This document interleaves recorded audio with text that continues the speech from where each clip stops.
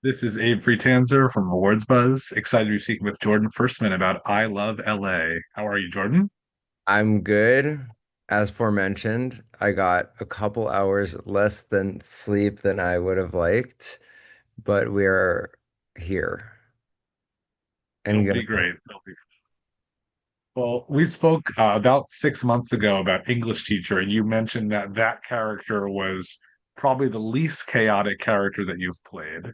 And I feel like here on I Love LA, I would actually argue that maybe you're the least chaotic character of the ensemble, obviously excluding Dylan, because No, he's yeah. clearly like the normal one out of the bunch. What's your take on that assessment?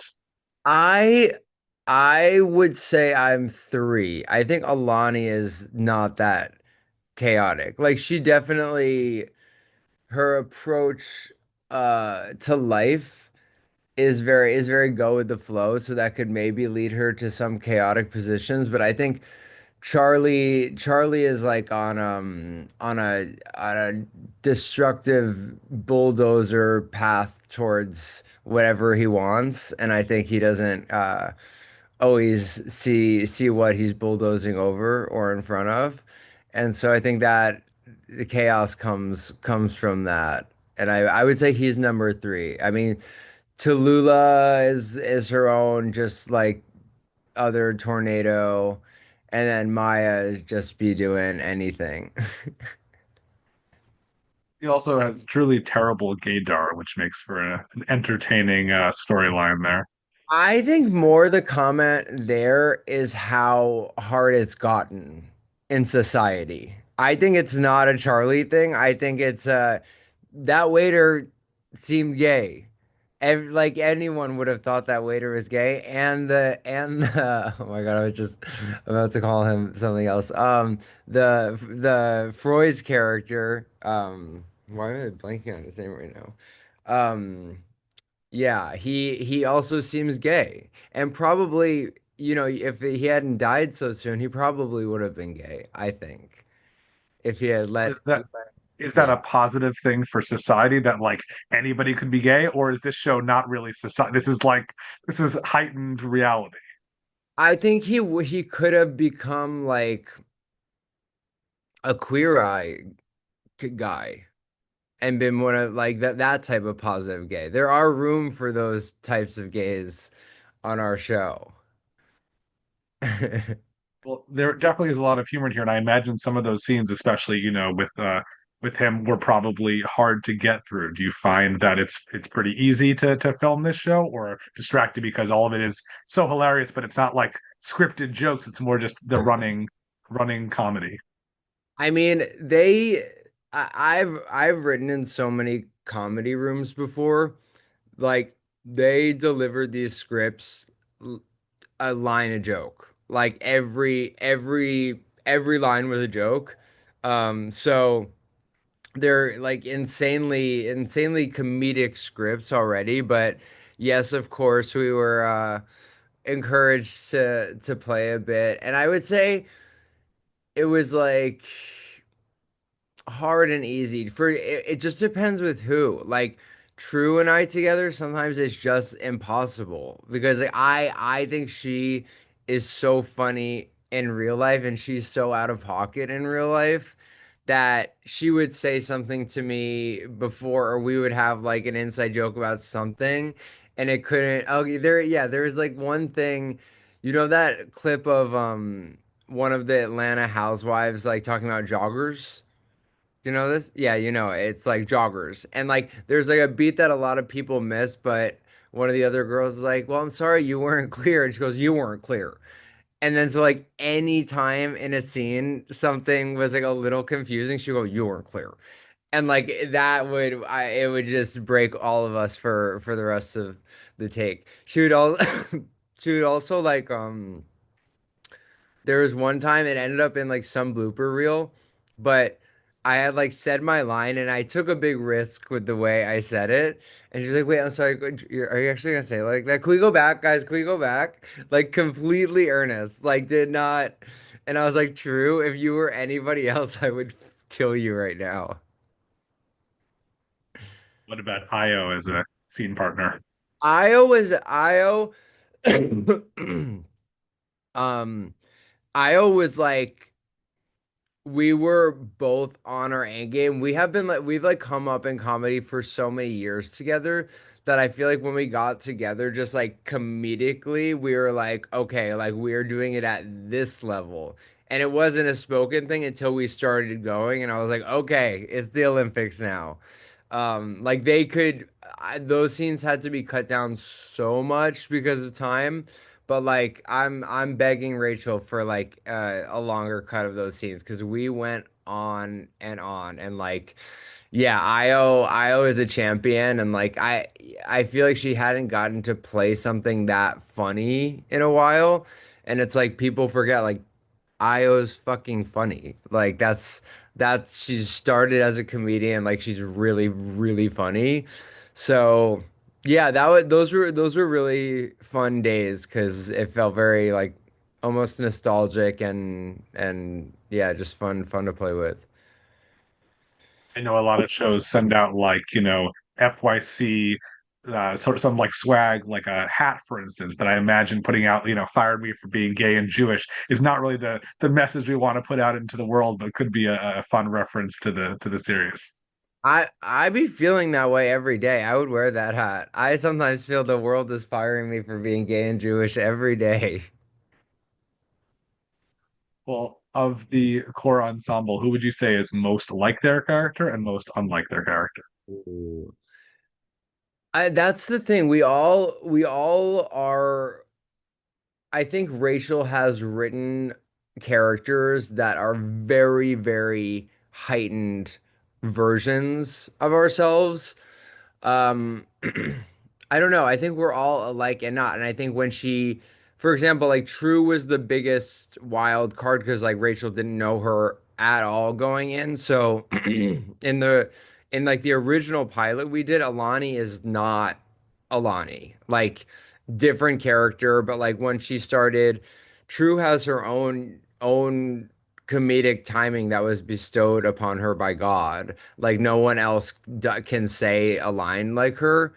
And sometimes the choices she would make, I would I would be in awe. I'd be like, I can't like sit that you just channeled that from somewhere else. It was the weirdest thing I've ever seen, but somehow it worked. Um, but she's a nepo baby. She does think very positively usually about things.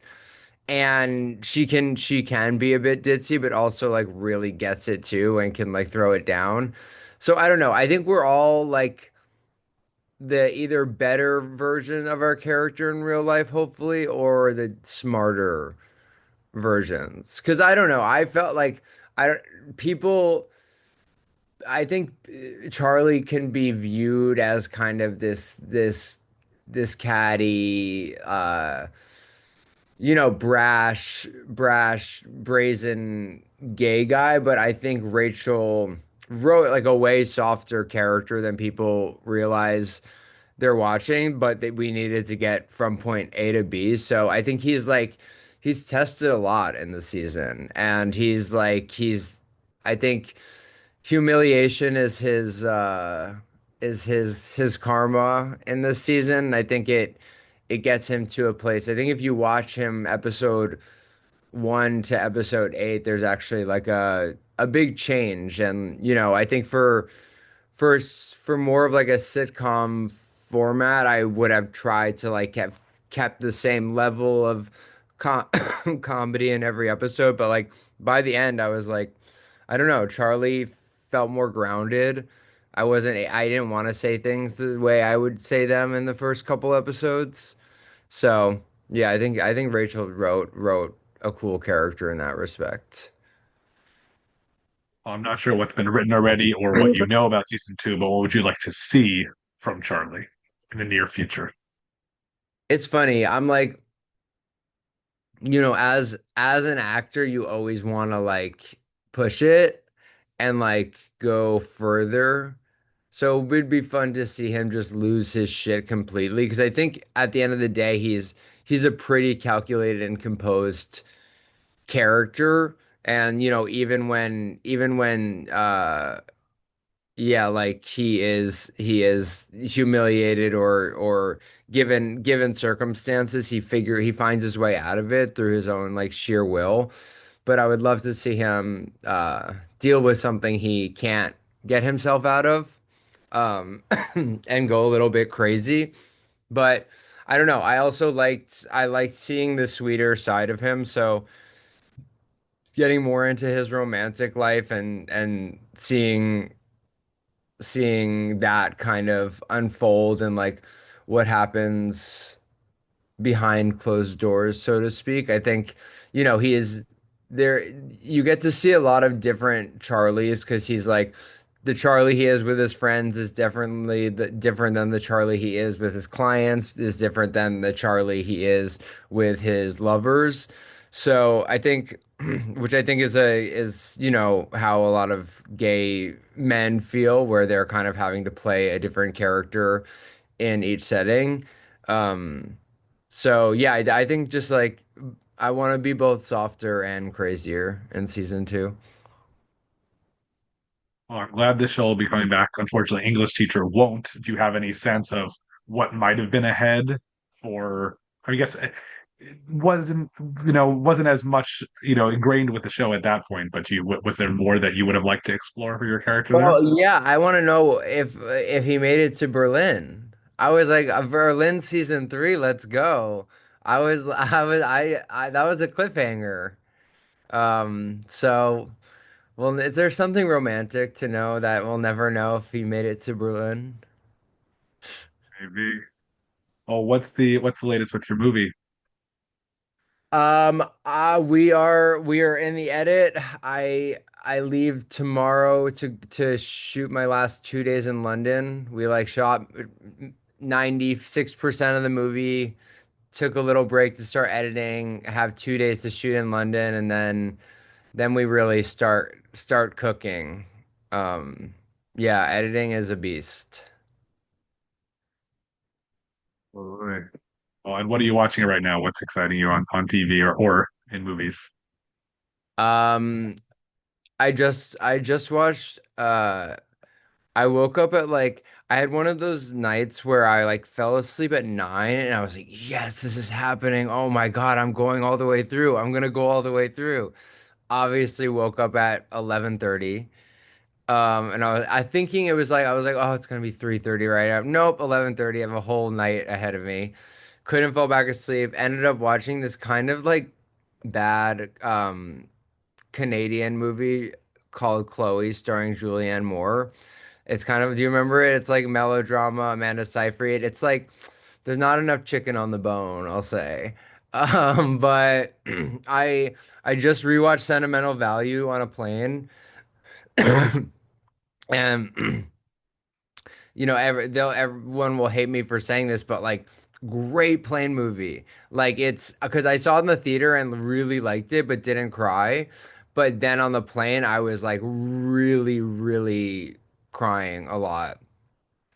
And so then I've been on like a Joachim Trier kick because I hadn't seen Oslo and I hadn't seen one of his other movies. So I'm kind of on my Joachim kick right now. He's been satiating me. Have you seen Reprise? I saw Reprise. Yeah, I had seen Reprise, obviously Worst Person, and I feel like that was, and no, yeah, that was it. And then so I've just been going back and watching the rest now.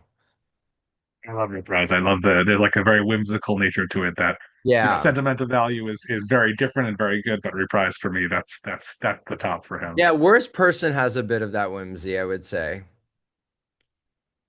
Well, Jordan, it is That always a Wa- pleasure. Yeah, please go ahead, sir. I just said that Joaquin whimsy.